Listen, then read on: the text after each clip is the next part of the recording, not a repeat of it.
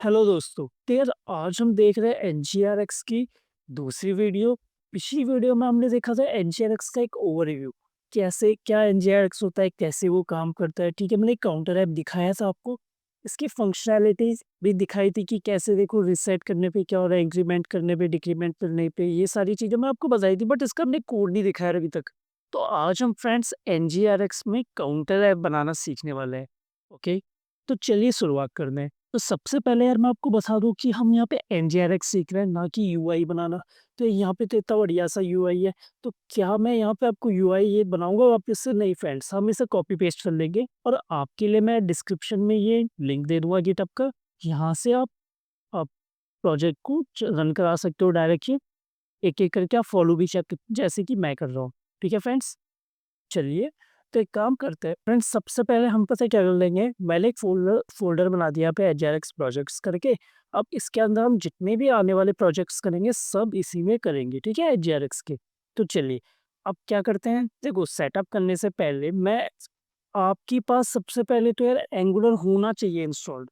अगर आपके सिस्टम में एंगुलर इंस्टॉल्ड नहीं है, तो आप कमांड होती है हमारी npm install -g@angular/cli। तो इससे आप अपनी एंगुलर को चेक, वो हो जाएगा आपका आपका एंगुलर ग्लोबली इंस्टॉल हो जाएगा, ठीक है? पर अगर आप एनजीआरएक्स देख रहे हो तो ऑलरेडी आपके सिस्टम में तो ये सिस्टम में हो गई, ठीक है जी। अच्छा, हम क्या करते हैं, प्रोजेक्ट बनाते हैं। तो प्रोजेक्ट कैसे बनाएंगे, हमने बोला एनजी न्यू करके, और हमारे प्रोजेक्ट का नाम है काउंटर एनजीआरएक्स काउंटर। चलो ठीक है, एनजीआरएक्स काउंटर ऐप ये दे देते हैं। ऐसे मैं रन करा देता हूँ। अब थोड़ा वेट कर लेंगे फ्रेंड्स कंप्लीट होने का। तो फ्रेंड्स आप देख सकते हो यहाँ पे मेरा एनजीआरएक्स काउंटर है, प्रोजेक्ट सक्सेसफुली बन चुका है। ठीक है, अब सी डी एनजीआरएक्स करके मैं इस फोल्डर के अंदर आ जाता हूँ और यहाँ पे मैं एनजी सर्व कर लेता हूँ एक बारी, ताकि ये चल सके। चलिए बिल्डिंग हो रहा है, अब देख लेते हैं क्या मेरा प्रोजेक्ट चल रहा है। हाँ, मेरा ये चलने लग गया। Local host 4200। अब देखो लोकल होस्ट 4200 में मेरा ये आ गया डिफ़ॉल्ट है। ठीक है, मैं क्या करता हूँ सबसे पहले यार, बेसिक चीज़ें कर लेता हूँ, जैसे कि हमारे यहाँ पे ऐप.एचटीएमएल में जाके सारा कुछ मैं गायब कर दूँगा। ठीक है फ्रेंड्स? यहाँ से मैं इसे खाली कर देता हूँ। चलिए, अच्छा अब मेरे को यहाँ पे और क्या चाहिए? ऐप.टीएस में राउट और कुछ है, इसको हटा देता हूँ, मेरे को ये भी नहीं चाहिए। यहाँ से राउट आउटलेट नहीं चाहिए। मेरे को जो-जो फालतू चीज़ें हैं वो सब हटा देता हूँ, ठीक है?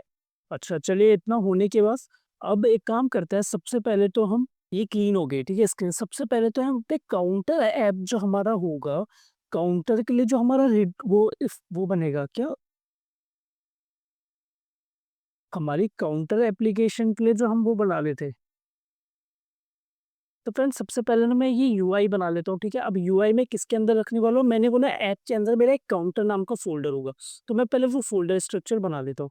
तो यार मैंने यहाँ पे बोला देखो, हम यहाँ से जाते हैं, नया टैब खोल लेते हैं और सीडी एनजीआरएक्स के वापस अंदर जाएगा। अब ये सब तो आपको ऑलरेडी पता होगा, एनजी जनरेट कंपोनेंट, और कंपोनेंट का नाम हो जाएगा काउंटर। फ्रेंड्स मेरा सक्सेसफुली काउंटर नाम का एक फ़ोल्डर बन चुका है। मैं इससे set.ts को हटा दे रहा है, मेरे को नहीं चाहिए। ठीक है, मैंने हटा दिया वो।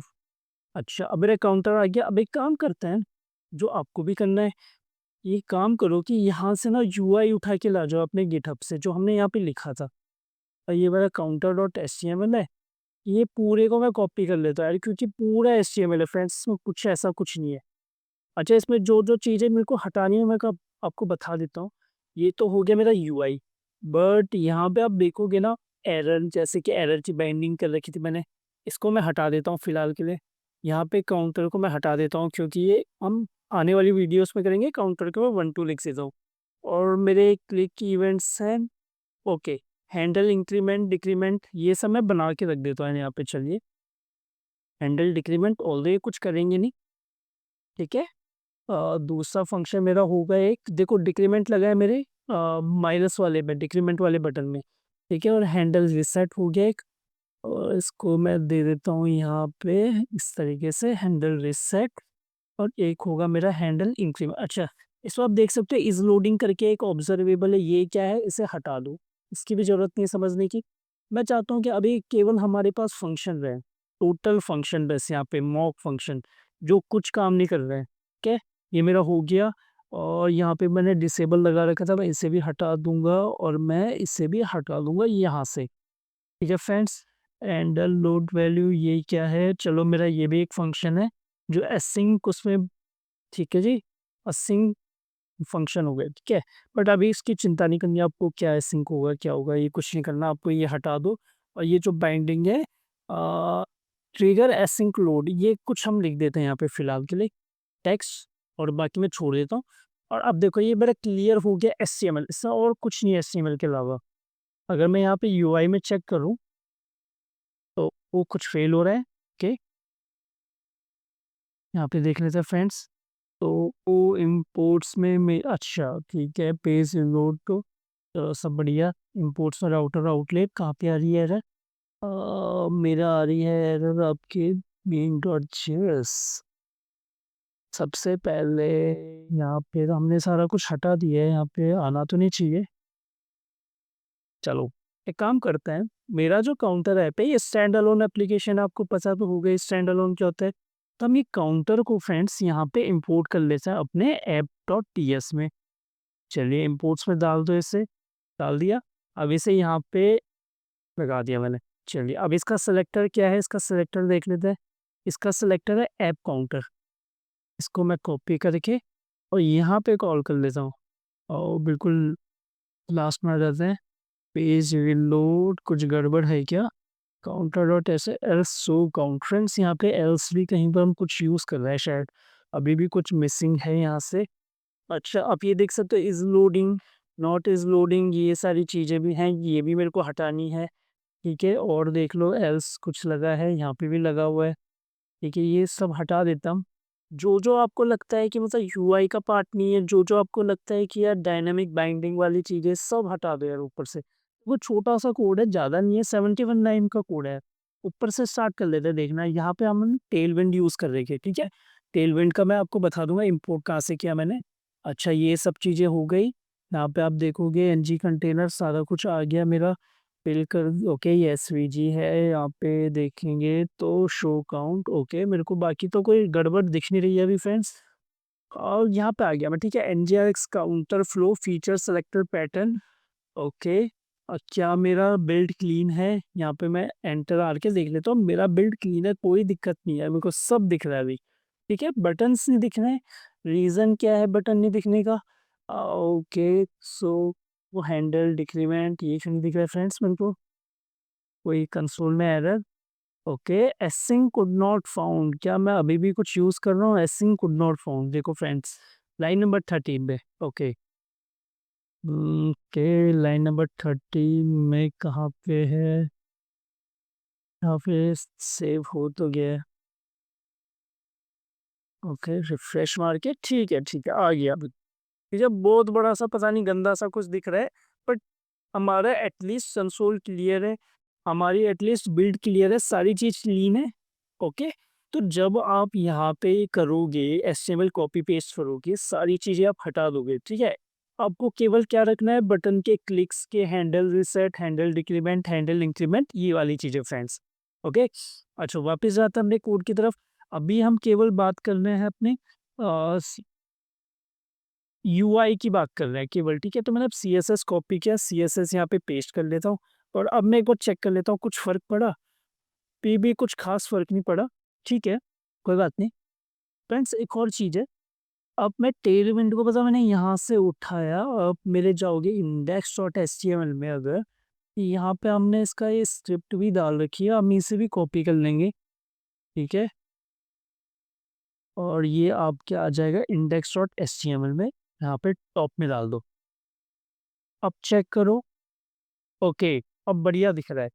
तो मतलब हमारा केवल ये लगाने से, स्क्रिप्ट लगाने से पूरा अपना ये चमक गया, ठीक है। कोई दिक्कत नहीं है, ये क्या है लोडर आ रहा है, कोई बात नहीं, डिक्रीमेंट इंक्रीमेंट सब बटन्स आ गए, कुछ फंक्शनल नहीं है, कुछ काम नहीं कर रहा है, यूआई का हमारा काम कंप्लीट हो चुका है। और फ्रेंड्स यूआई का काम कंप्लीट हो चुका है, अब हम आगे बढ़ेंगे। हम सबसे पहले बोलेंगे फ्रेंड्स यहाँ पे जाके कि आप एनजीआरएक्स को अभी तक हमने इंपोर्ट नहीं किया, इंस्टॉल नहीं किया, कैसे करेंगे? तो चलिए मैं जाता हूँ गूगल में, मैं लिखता हूँ how to install NgRx store in Angular, ठीक है? और यहाँ पे मेरे को सजेशन आएँगी कुछ। देखो, आप चीज़ें याद नहीं रख सकते हो, राइट? आपको इस तरीके से करना है, यहाँ पे आपने देखा add NgRx store at the rate latest, तो जो भी लेटेस्ट होगा वो आपको दिख जाएगा। हो सकता है आप मेरी वीडियो को काफ़ी टाइम बाद देखो तो क्या पता ये कमांड ना चले, वैसे तो चलेगी, ऐसा कोई हो ही नहीं सकता कभी। बट फिर भी मैं बोलूँगा कि हमेशा डॉक्यूमेंटेशन को फॉलो करो यार। तो यहाँ पे लिखा है you can install the store to your project with the following ng add command. चलिए, मैंने बोला इसको पेस्ट किया, हिट किया और लोडिंग डिटरमाइनिंग पैकेज ये would you like to proceed will be install and executed, ठीक है? कह रहा है कि आपके उसमें इंस्टॉल होगा, तो मेरे को यहाँ पे would you like to proceed, मैंने यस वाई दबा दिया, एंटर दे। अब ये इंस्टॉल होने लग गया पैकेज। इंस्टॉल होने के बाद चलिए, पैकेज सक्सेसफुली इंस्टॉल तो हो चुका है, ठीक है फ्रेंड्स? अब सक्सेसफुली इंस्टॉल हो चुका है, तो कैसे चेक करेंगे? तो यार ऐसा है कि चेक करने के लिए हम कर सकते हैं, चलो कोई बात नहीं, अब एक काम करते हैं, हमारा इंस्टॉल हो गया, एह, हमारा ये प्रोजेक्ट तो इंस्टॉल हो गया। अब मेरे को एक काम करना है फ्रेंड्स, मैं यहाँ पे ना स्टोर बना लेता हूँ अभी। मेरा काउंटर है ना, अब देखो यार करने के तरीके अलग-अलग हैं, ठीक है? अलग-अलग प्रोजेक्ट में अलग-अलग रूल फॉलो करते हैं लोग। तो फ्रेंड्स हम पता है क्या करेंगे, देखो इस शोर को लगाने का तरीका ना लोगों का अलग-अलग है, प्रोजेक्ट वाइज़ प्रोजेक्ट डिफर करता है, बट हम पता है क्या फॉलो करने वाले हैं? हमने बोला मेरा काउंटर ऐप है, ठीक है? मेरी एप्लीकेशन बहुत बड़ी हो सकती है, हर एक मॉड्यूल के लिए मैं अलग स्टोर बनाऊँगा, ऐसा मेरा थॉट प्रोसेस अभी कह रहा है। तो मैंने बोला अगर मेरा काउंटर है, तो काउंटर का जो स्टेट है वो ऐसे बनाऊँगा। मैंने बोला इसके अंदर डॉट स्टेट नाम का एक फ़ोल्डर बना दिया मैंने, ठीक है?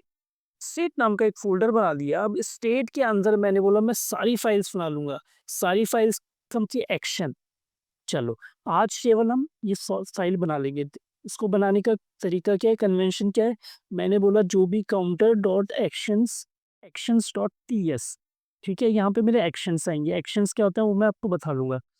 अच्छा, मैंने बोला counter dot effects dot TS, फिर मैंने बोला counter dot reducer dot TS, और फिर लास्ट में मैंने बोला फ्रेंड्स काउंटर डॉट यहाँ पे हमारा सेलेक्टर्स बच गया, सेलेक्टर्स डॉट टीएस। तो फ्रेंड्स अब मैंने क्या किया, 4 फाइलें बना ली, है ना? तो जब आप प्रोजेक्ट करोगे ना तो आप भी ऐसे ही करोगे। आप एक एक्शन फाइल होगी, आपकी इफेक्ट फाइल होगी, एक रिड्यूसर होगी, एक सेलेक्टर होगी, और एक फाइल होती है स्टेट की भी। ओके, एक फाइल होती है स्टेट की। अब स्टेट क्या होता है चलो मैं बता देता हूँ, बट स्टेट वाली फाइल हम अलग से नहीं बनाएंगे, हम रिड्यूसर के साथ ही मूल कॉमनली हम इसी के साथ रखते हैं, चलिएगा। अब एक काम करते हैं फ्रेंड्स, मैंने बनाना है स्टोर, मेरे को बनाना है स्टोर। अब इस स्टोर में मेरे को क्या-क्या डेटा रखना है? यार मैंने बोला क्या-क्या डेटा रखना है, तो यार मेरे पास तो यहाँ पे एक दिख रहा था क्या, एक नंबर दिख रहा था यार। तो नंबर दिख रहा था मतलब एक काउंट नाम का एक वेरिएबल मुझे चाहिए, ठीक है? मैंने बोला एक काउंट नाम का वेरिएबल चाहिए, ठीक है। दूसरी चीज़, मैंने बोला दूसरी चीज़, मान लो मेरा डेटा अगर कहीं कहीं से आ रहा है, एपीआई से आ रहा है वो नंबर, तो एरर भी आ सकती है। तो मेरे को एक एरर को होल्ड करने के लिए भी चाहिए, ठीक है? और एक मेरा आएगा लोडर, कि जब मैं एपीआई से कॉल करूँगा तो मेरा एक लोडर भी होगा। मैं बोलूँगा इज़ लोडिंग। तो यार मैंने बोला ना मेरे को 3 चीज़ें चाहिए। आपको ना खुद से फाइंड करना है कि आपकी एप्लीकेशन में कितने वेरिएबल्स की नीड है। हो सकता है ज़्यादा हो सकता है कम हो सकता है एक वेरिएबल की नीड हो। कितना भी हो सकता है फ्रेंड्स, इसमें कोई वो नहीं है कि यार कोई रूल नहीं है कि इतना ही होना चाहिए, ऐसा होना चाहिए। बट हमारे एप्लीकेशन में हमें पता है कि मेरे को एक काउंट दिखाना है, एक मैंने बोला एपीआई कॉल जाएगी तो लोडिंग दिखाना है, एक मैंने बोला कि लोड होके आ गया, एरर आ गया तो मैंने बोला एरर दिखाना है। ठीक है फ्रेंड्स? तो मैंने एक मतलब बहुत सिंपल है, मैंने पता है क्या बोला, मैंने एक इंटरफ़ेस बना दो, एक्सपोर्ट भी करना है इसे, और इंटरफ़ेस का नाम दे दो काउंटर स्टेट। काउंटर स्टेट क्यों बोला मैंने? क्योंकि मेरा जो मॉड्यूल है, मॉड्यूल बोलो या फिर कंपोनेंट बोलो, उसका नाम काउंटर है।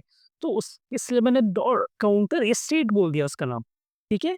अपने हिसाब से आप बना सकते हो लॉजिकल।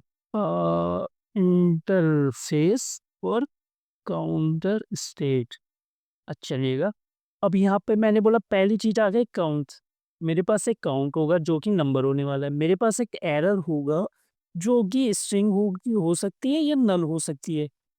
ठीक है? ज़रूरी नहीं ना एरर हर बार आए। और एक मैंने बोला मेरे पास होगा इज़ लोडिंग, क्या लोड कर रहा है? तो आप समझ गए होंगे इसका टाइप्स होने वाला है।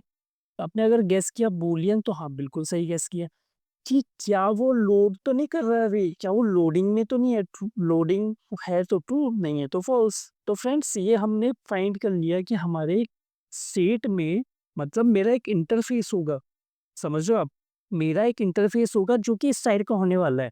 जो इंटरफ़ेस बनाया मैंने मतलब मेरे को एक इनिशियल डेटा भी बनाना पड़ेगा यार कि स्टार्टिंग में मेरा जो स्टोर में डेटा क्या आने वाला है। स्टार्टिंग में डेटा वो बहुत ज़रूरी है यार, ये तो मतलब बिल्कुल स्टार्टिंग पॉइंट है। तो मैंने यहाँ पे बोला इनिशियल स्टेट और इनिशियल स्टेट का टाइप हो गया काउंटर स्टेट और मैंने बोला इसमें ना आप वैल्यू दे दो। तो इनिशियली जब मेरी एप्लीकेशन लोड करेगी, मैंने बोला फ्रेंड्स ध्यान देना, मैंने बोला जब मेरी एप्लीकेशन लोड करेगी तो काउंट की वैल्यू क्या दिखानी है? मैंने बोला जी 0 दिखानी है। क्या लोडिंग होगा उस टाइम पे? मैंने नहीं यार लोडिंग तो नहीं होगा। और क्या एरर है?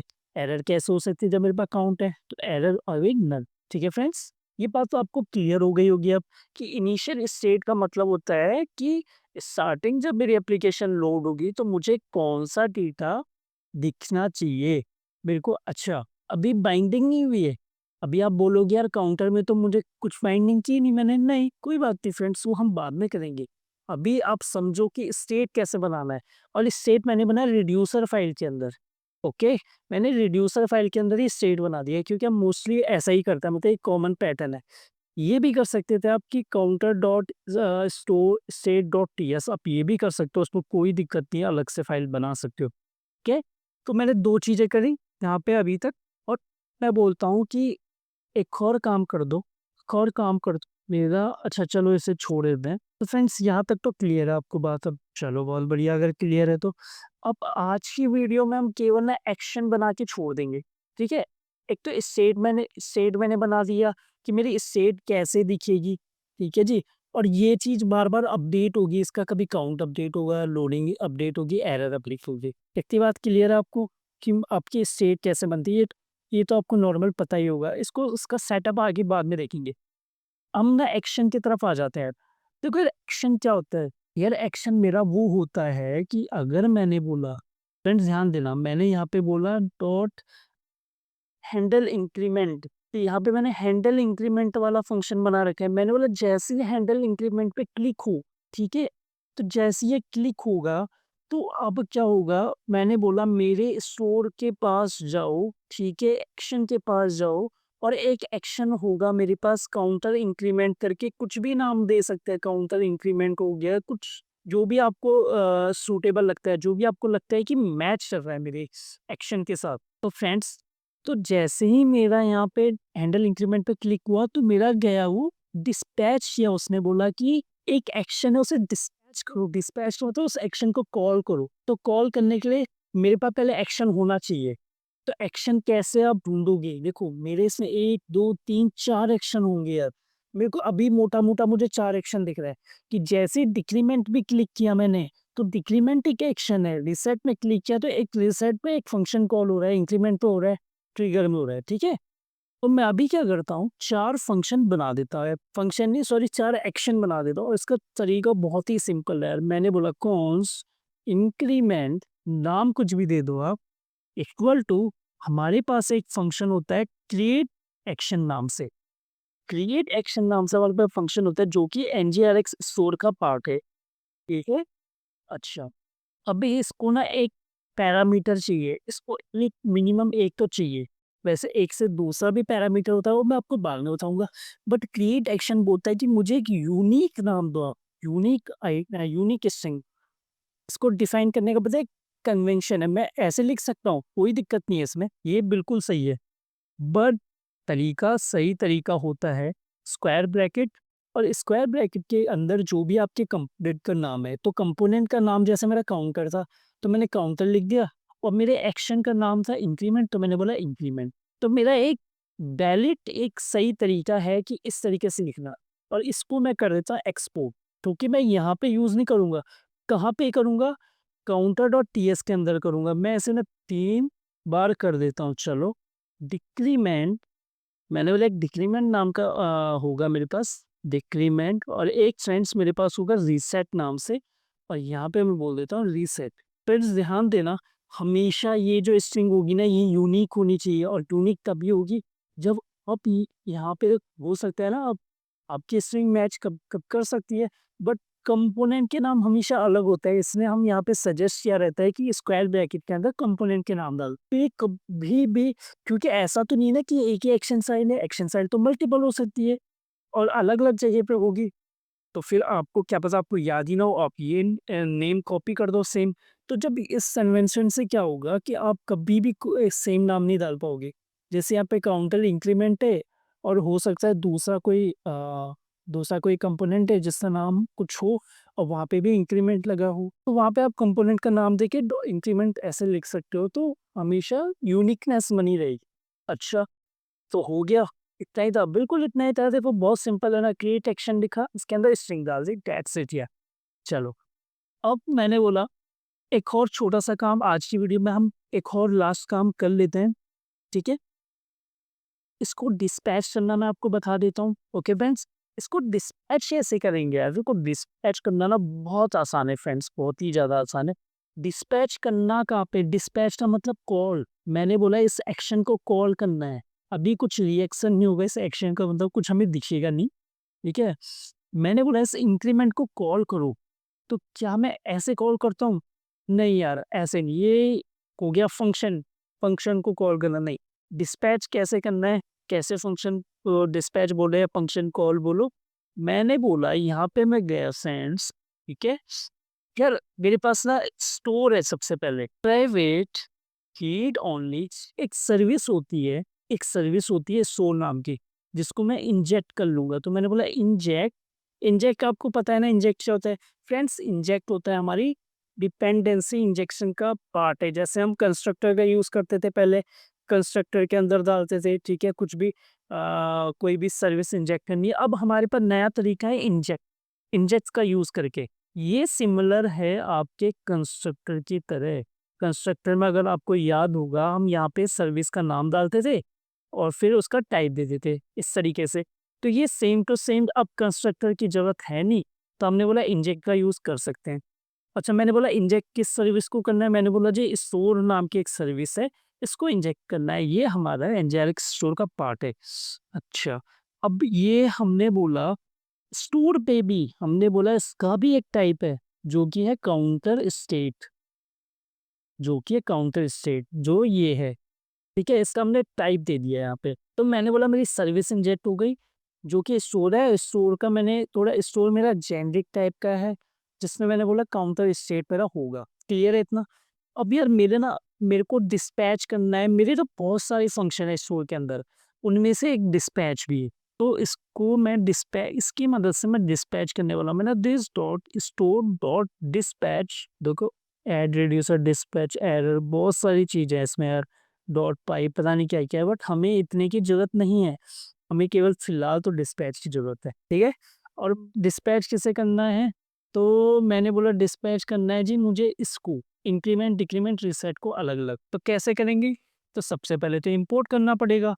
इंपोर्ट कैसे करेंगे? मैंने क्या बोला, एक काम करो, मैंने बोला मेरा क्या है, एक्शन का नाम इंक्रीमेंट है, तो यहाँ पे मैंने बोला इंक्रीमेंट को मैंने डाला और इसको ना इस तरीके से डाल दिया, और इसको मैं यहाँ से इंपोर्ट कर देता हूँ। चलो, हो गया इंपोर्ट इंक्रीमेंट, बस इतना ही है। मैं रीसेट में जाऊँगा, तो रीसेट में मैं बोला this dot store dot dispatch, और डिस्पैच में मैंने डाला रीसेट, और रीसेट को मैंने इंपोर्ट कर दिया, ठीक है? वैसे ही मैं डिक्रीमेंट करूंगा, बट यार यहाँ पे ना एक दिक्कत लग रही है मेरे को। डिस्पैच तो हो जाएगा, डिस्पैच का मतलब फंक्शन कॉल होगा ये एक्शन वाला, और ये जब कॉल होगा तो ये जाएगा रिड्यूसर के पास, रिड्यूसर में मैं कुछ करूंगा काम, ठीक है?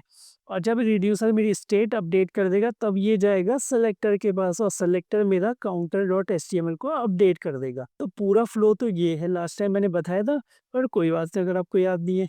अच्छा, इसमें दिक्कत पता क्या है? क्या इंक्रीमेंट नाम कॉपी नहीं हो सकता, दूसरी जगह हो सकता है? आप बोलोगे यार क्यों हो सकता है? वेरिएबल के नाम को मैं थोड़ी को वो कर सकता, कंट्रोल कर सकता। अगर एप्लीकेशन बड़ी होगी मेरी, तो इंक्रीमेंट तो 50 जगह मेरा इंक्रीमेंट नाम का एक्शन हो सकता है। हाँ, ये भले यूनिक है, ये भले यूनिक है। अब आप कौन से इंक्रीमेंट को कॉल कर रहे हो, वो आपको ध्यान देना पड़ेगा कि भैया मैं इंक्रीमेंट कहाँ से इंपोर्ट कर रहा हूँ। अब मान लो मुझे 2 जगह मेरे इंक्रीमेंट है, 2 अलग-अलग एक्शन है, दोनों जगह इंक्रीमेंट है। अब ये कौन से वाले दोनों को मेरे को यहीं पर यूज़ करना है, तो यहाँ पे आप फँस गए। तरीका है इसका सिंपल, तरीका ये है कि यार ऐसे करने के बजाय मैंने बोला इम्पोर्ट स्टार मतलब सब कुछ, इम्पोर्ट कर दो सब कुछ। और एस काउंटर एक्शंस, स्टार मतलब सब कुछ इम्पोर्ट कर दो, मतलब इंक्रीमेंट, डिक्रीमेंट, रीसेट तीनों इम्पोर्ट कर दो, तीनों मेरे स्टार के अंदर आएंगे। और ये स्टार को मैंने नाम दे दिया काउंटर एक्शंस, इसलिए मैंने वो एलियास नेम होगी। ठीक है, अब कहाँ से करना है, तो यार करना तो या में सेम ही जगह से था ऊपर वाला, तो हम यहाँ से इसे कॉपी कर लेते हैं यार। अब मैं इसको हटा देता हूँ। अब नीचे मैं सिंपल यहाँ पे बोलूँगा काउंटर एक्शंस डॉट, देखो इंक्रीमेंट डिक्रीमेंट सब आ रहा है इसमें। Counter actions dot reset call कर दिया। तो कर तो मैं कॉल ही रहा हूँ ना, मैं कुछ अलग चीज़ थोड़ी कर रहा हूँ। स्टोर डॉट डिस्पैच और काउंटर एक्शंस डॉट इंक्रीमेंट। ठीक है, हैंडल लोड वैल्यू छोड़ दो इसे, फिलहाल फिलहाल छोड़ देता है, मेरे को इसकी नीड नहीं है। अभी मैं बिल्कुल बेसिक वाला चलूंगा कि डिक्रीमेंट। अच्छा, डिक्रीमेंट पे क्लिक करूंगा तो क्या होगा, देखो अभी कुछ होगा नहीं यार, देखो डिस्पैच ही कर देगा, डिस्पैच ही कर देगा। बट अभी इसका इम्पैक्ट नहीं पड़ेगा क्योंकि मैंने इसे रिड्यूसर में अपडेट नहीं किया अभी। ओके, कि रिड्यूसर मेरा अभी तक अपडेट नहीं है। तो फ्रेंड्स, आपको इतनी बात समझ आ गई। चलो वापस एक बार रिकैप कर लेते हैं। सबसे पहले तो हमने यहाँ पे एक बेसिक यूआई बनाया, और फिर हमने index.html में जाके एक सीडीएन टेलविंड का ये कॉपी पेस्ट कर दिया सीडीएन लिंक के, जिससे हमारे पूरा काम हो गया था। अच्छा, फिर counter.css में जाके थोड़ी सी मैंने css लिख दी यहाँ पे कॉपी पेस्ट। फिर हमने 4 फाइलें बनाई, एक्शन, इफेक्ट, रिड्यूसर और सेलेक्टर। रिड्यूसर के अंदर हमने बोला कि स्टेट नाम की चीज़ होती है कि मुझे क्या क्या डेटा अपने एप्लीकेशन में चाहिए, काउंटर एप्लीकेशन के लिए क्या क्या स्टेट चाहिए, तो वो मैंने बना दिया यहाँ पे और इनिशियल डेटा दे दिया और कुछ नहीं किया। और फिर मैंने अपने 3 एक्शन डिफाइन कर दिए। ठीक है फ्रेंड्स, इतना क्लियर है। एक्शन डिफाइन करना बहुत आसान है, ऐसे ही करते हैं, और कुछ भी नहीं करना है, और कुछ भी नहीं करना। चलो ये हो गया। अब अब बात आती है हमारे सेलेक्टर का, कुछ नहीं करना। अब मैं मेन कॉन्फ़िग में चल जाता है अपने, मैं अपनी कॉन्फ़िग फाइल में चल जाता हूँ app.config, और यहाँ पे तक कॉन्फ़िगरेशन कर लेता हूँ मैं। क्या बोलता हूँ मैं यहाँ पे, प्रोवाइड स्टोर, मेरे को इस देखो ये खुद ही आ गया यहाँ पे। ठीक है, सूट प्रोवाइड करो। तो यार मैं पता क्या बोलूँगा, एक ऑब्जेक्ट डालूँगा यहाँ पे, और ऑब्जेक्ट में मेरे पास एक की होगी। ठीक है, की कुछ भी हो सकती है, तो की जैसे मैंने बोला काउंटर का बना रहा हूँ, तो काउंटर नाम की मैंने की बना दी। बट की के साथ वो मेरे को रिड्यूसर भेजना पड़ेगा, बट जो कि हमने अभी रेडी नहीं किया है। ओके, तो हम इसे स्किप कर लेते हैं, अभी छोड़ देते हैं ऐसे। तो फ्रेंड्स, मैं उम्मीद करता हूँ अभी आपको बेसिक चीज़ें तो समझ आ गई, हमारा सेटअप हो गया। ठीक है, इस वीडियो को आप सेटअप वाला वीडियो समझो, क्योंकि इसमें हमने ज़्यादा कुछ किया नहीं। हमने अपने यूआई बना दिया और अपने एक्शंस बना दिए, हमने इनिशियल स्टेट दे दी, और हमने ये भी बोल दिया कि इसे डिस्पैच करना है। बट अभी कुछ हुआ नहीं इससे। ठीक है, नेक्स्ट वीडियो में हम यहाँ पे रिड्यूसर बनाएंगे। नेक्स्ट वीडियो में फ्रेंड्स हम क्या करेंगे, अपना रिड्यूसर बनाएंगे, और रिड्यूसर बनाने के बाद हम उस रिड्यूसर को, ठीक है, अपने app.config के साथ से सेटअप कर देंगे कि भैया हमारे प्रोवाइड स्टोर में हम डाल देंगे अपने की वैल्यू। जैसे कि मैंने बताया था ना, ngrx है क्या, की वैल्यू तो है। तो की जैसे मेरी हो गई काउंटर, और वैल्यू में हो गई मेरी क्या, देखो वैल्यू में मेरा क्या हो गया, रिड्यूसर हो गया। बट रिड्यूसर है क्या, रिड्यूसर है मेरा जो स्टेट को अपडेट करता है। ठीक है, तो टेक्निकली ये देखा जाए ना, तो कुछ इस तरीके से हो जाएगा। देखो इस तरीके से कुछ हो रहा है, काउंट जैसे 0 इज लोडिंग। तो यार सोचो कि आपका ना कॉन्फ़िग में कुछ इस तरीके से सेटअप हो रहा है। ये स्टार्टिंग सेटअप हो गया आपका। जैसे ही मैं रिड्यूसर डालूंगा, जैसे मैं यहाँ पे ऐसे लिखूंगा ना, मैं लिखूंगा की मेरी कुछ भी हो सकती है, मैंने वो की को के ये बना दो, और फिर रिड्यूसर रिड्यूसर डाल दो यहाँ पे। तो रिड्यूसर मेरा इनिशियल वैल्यू जो होगा कुछ इस तरीके से, ये इंटरनली कुछ ऐसा हो रहा होगा। तो आज की वीडियो यहीं पे एंड करते हैं, बाकी मिलते हैं नेक्स्ट वीडियो में। अभी के लिए बाय बाय।